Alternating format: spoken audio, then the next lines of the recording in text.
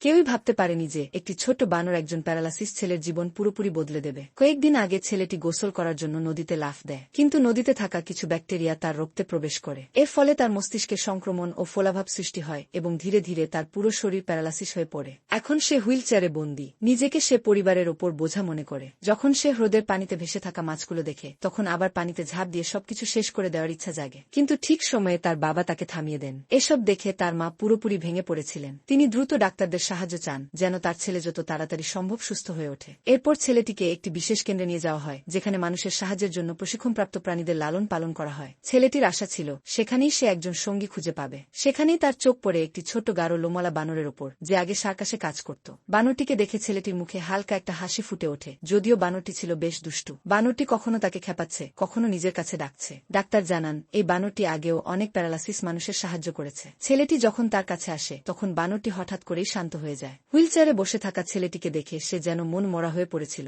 খুব শিগগিরই ছেলেটি বানরটিকে বাড়িতে নিয়ে আসে। বানরটি সারাদিন নিজের খাঁচায় বসে ছেলেটির দিকে তাকিয়ে থাকত, যেন তার কষ্টটা বুঝতে পারছে। ছেলেটি খুশি ছিল, কারণ অবশেষে তার পাশে এমন কেউ ছিল যে তাকে দেখে, তাকে অনুভব করে। একদিন ঘটল ভিন্ন কিছু। যখন তার বাবা তাকে ব্যায়াম করাচ্ছিলেন, তখন বানরটি খাঁচা থেকে বেরিয়ে আসে। সে হাতে একটি বল নিয়ে ছেলেটির কাছে এসে তাকে জড়িয়ে ধরে, যেন বলছে সে তার সঙ্গেই আছে। এতে ছেলেটির মুখে হাসি ফুটে ওঠে। এরপর থেকে বানরটি তার দৈনন্দিন কাজকর্মে সাহায্য করতে শুরু করে। কখনো বই খুলে দিত, কখনো পিয়ানোর চাবি চাপত, আর সবচেয়ে গুরুত্বপূর্ণ, বল দিয়ে ব্যায়াম করাতে সাহায্য করত। ছেলেটি সামান্য সাফল্য দেখলে বানরটি এতটাই আনন্দিত হতো যে পুরো পরিবার হাসিতে ভরে উঠত। ধীরে ধীরে বাড়ির পরিবেশ আনন্দময় হয়ে ওঠে। বানরটি সব দিক থেকেই তার যত্ন নিত। কখনো দোকান থেকে জিনিস এনে দিত, আবার কখনো পানি খাওয়ার সময় দুষ্টুমি না করে থাকতে পারত না। আস্তে আস্তে তাদের ঘরে ফিরে আসে সুখ। ছেলেটি আর বানরটি একে অপরের খুব কাছের হয়ে যায়।